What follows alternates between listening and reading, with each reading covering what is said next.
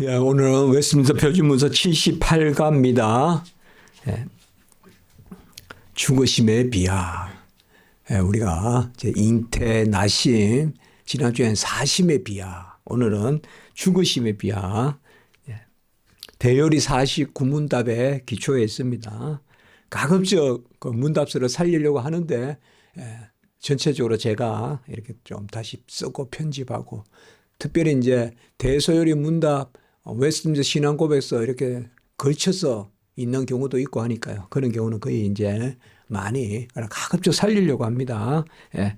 자, 같이 한번 오늘 조금 긴데요. 어떤 날은 길고 어떤 날은 좀 짧고 한데, 다 내용은 뭐 우리가 다 고백하는 부분이니까요. 같이 한번 보겠습니다. 그리스도는 시작.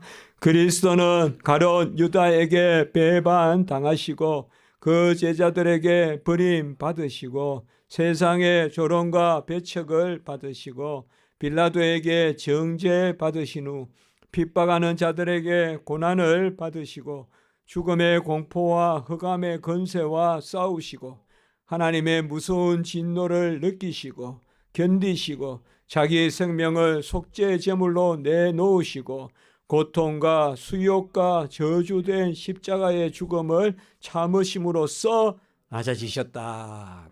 아멘. 이렇게 길게 서술하는 것은 하나하나 쉼표가 성경 구절이 다 있습니다. 조롱조롱 달려 있습니다. 그게 대소요리 문답 웨스트민스터 신앙고백서의 좋은 장점이라고 했습니다. 예수님이 죽기까지 고난당하셨다. 죽음이라는 것은 사실상 구원의 완성을 뜻합니다.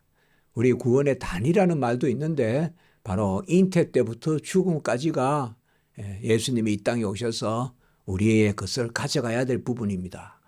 죽음 이후에는 아무것도 없습니다. 죽음 이후에는 선도 없고 의도 없고 또 죄도 없고 죽음 이후에는 죄에 따른 형벌도 없습니다. 죽음 때까지 겁니다. 그것을 다 이루셔서 가져가십니다. 그래서 우리가 죽은 자를 위하여 기도한다거나 또 죽은 자를 위하여 이 현세에서 후손이 무엇을 공을 세우면 죽은 자가 뭐 더 나은 곳에 간다거나 그런 개념은 전혀 비성경적이고 있을 수 없는 개념입니다.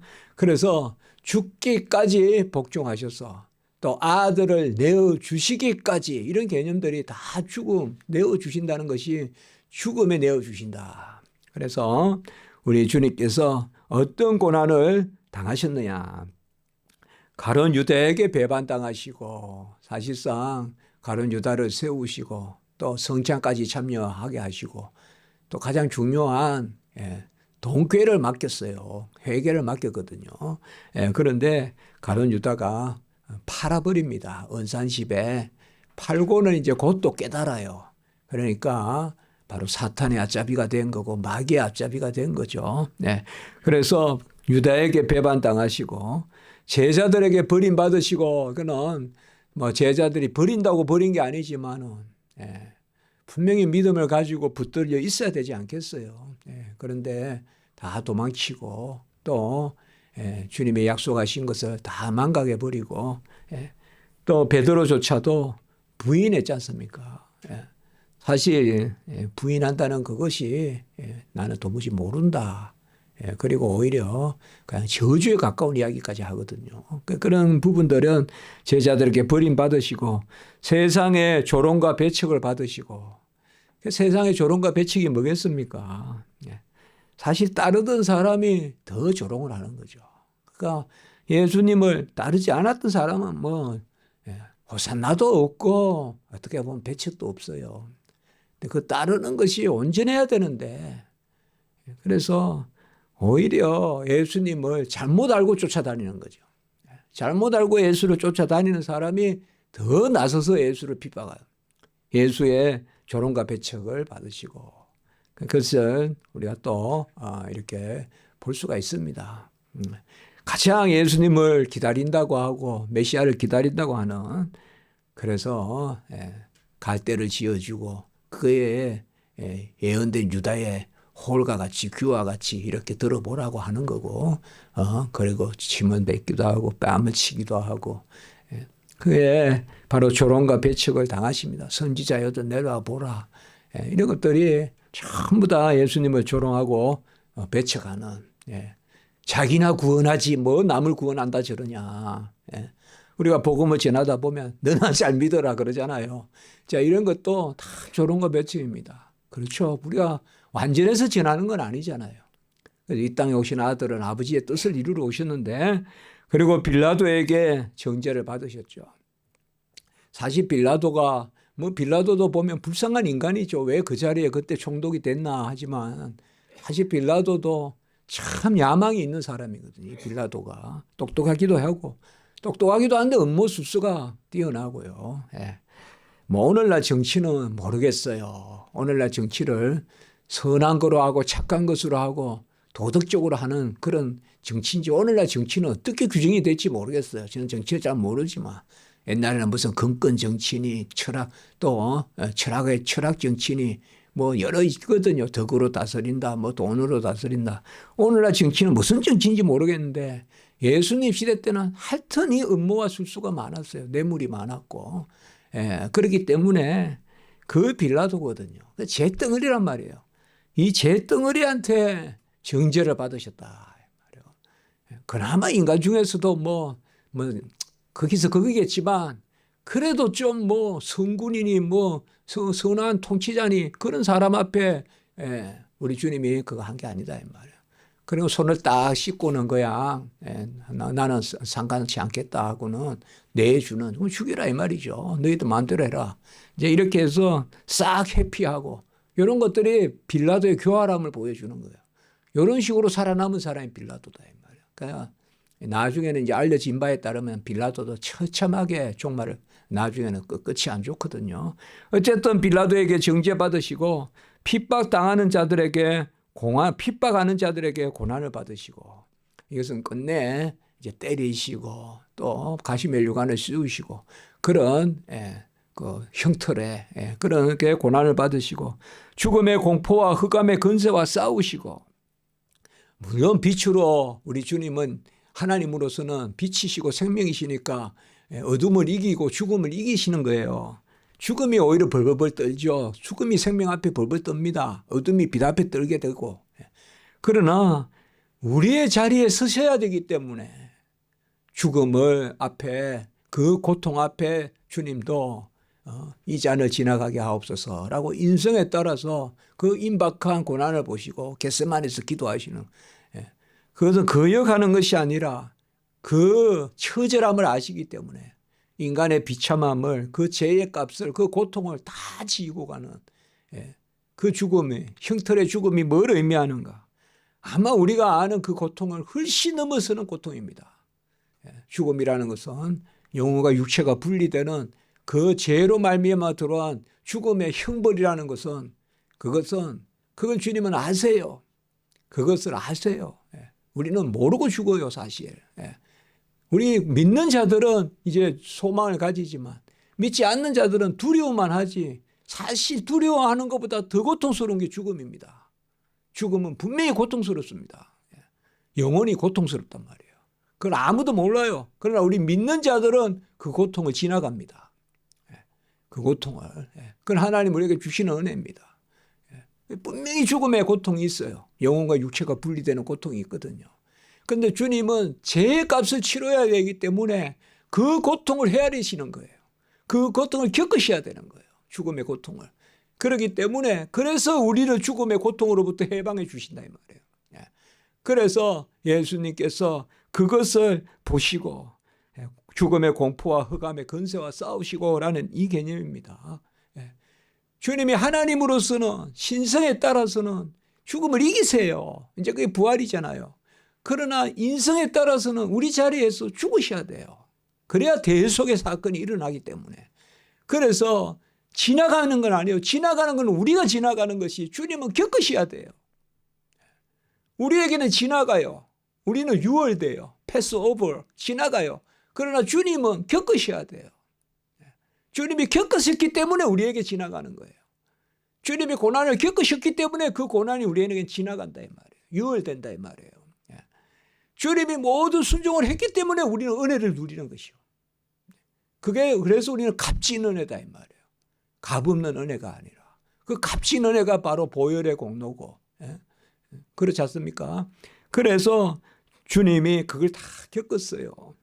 하나님의 무서운 진노를 겪으시고, 하나님의 아들을 사랑하시죠. 아버지와 아들 하나이신데, 그러나 이 땅에 인성을 취하셔서 우리의 자리에 서시기 때문에 엘리 라바 사박다니, 주님의 아버지의 버림을 받는 자리에 서시는, 이건 예수님이 왜 성부가 성자를 버리십니까? 그렇게 할 게 아니라, 성부가 성자를 왜 버려요? 성부, 성자, 성령은 하나이신데, 언제나 함께 계신데, 이 땅에 인성으로 오셨고 그 인성 가운데 우리의 죄를 지시는, 그래서 우리의 자리에 서시는, 죄가 없는데 죄사함에 이르는 회개의 세례를 받으셨잖아요.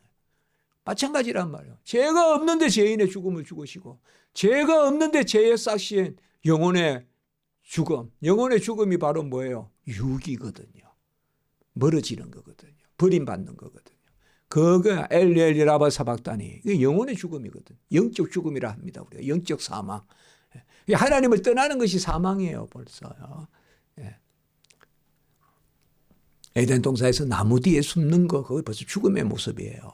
영혼의 죽음이에요. 그건 영적 사망이라 그러거든요. 우리가 그걸 다 겪으시고 자기 생명을 속죄제물로 내놓으시고, 자기 생명을 값으로 주시는, 생명을 주셨다는 것은 자신을 주신 것입니다. 그래서 주님은 자신을 주신 거예요. 주님은 다 주시려고 오신 거예요, 이 땅에. 그래서 그분이 나의 것이에요.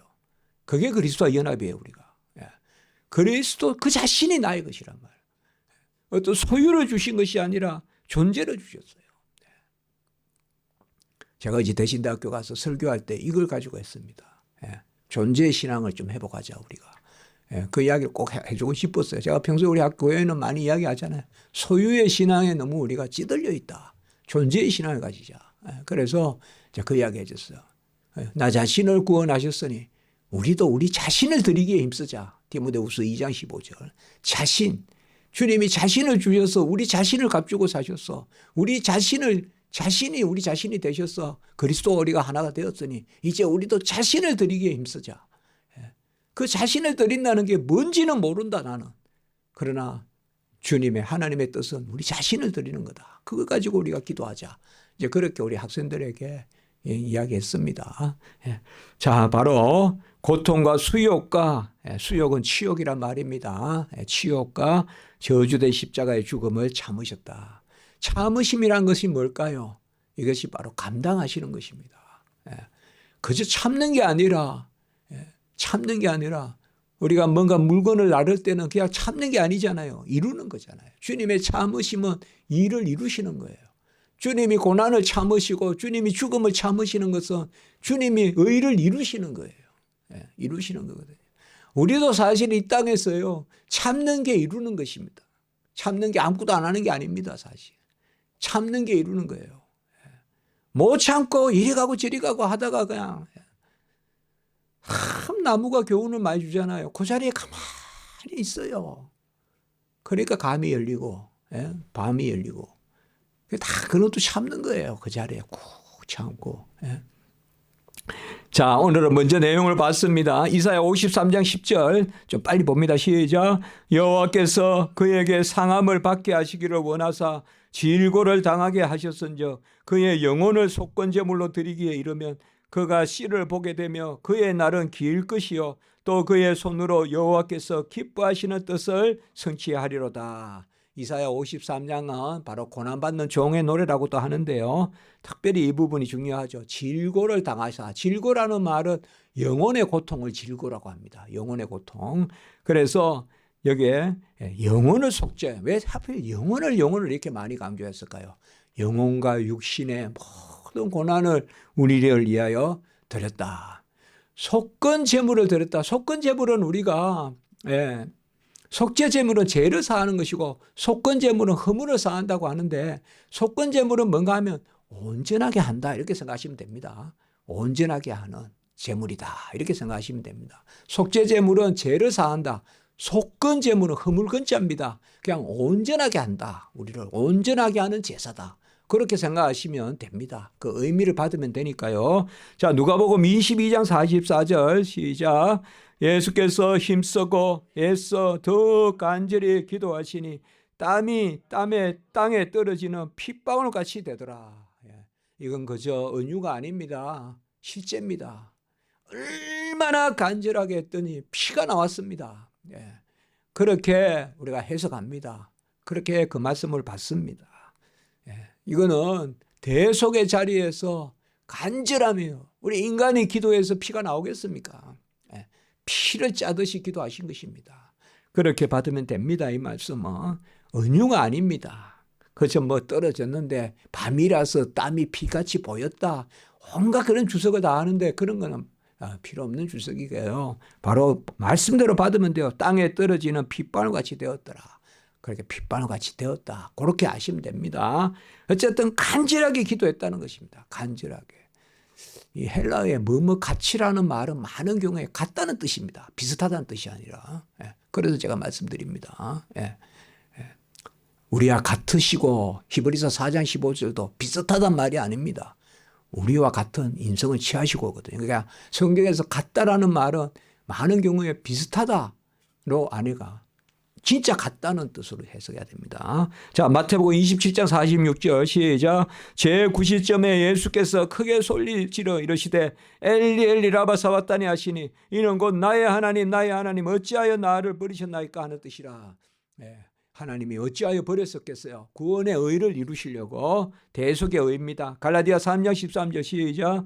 그리스도께서 우리를 위하여 저주를 받은 바 되사 율법의 저주에서 우리를 속량하셨으니 기록된 바 나무에 달린 자마다 저주 아래 있는 자라 하셨습니다. 상당히 중요한 구절입니다. 바로 십자가에 달려 죽으신 것은 저주, 여기 저주는 바로 형벌의 죽음을 이야기하는 것입니다. 주님께서 오늘 이렇게 우리가 예수님의 죽으심까지의 비하 또 우리가 은혜가 되기 바랍니다. 이제 오후 예배를 하나님께 영광을 올리겠습니다.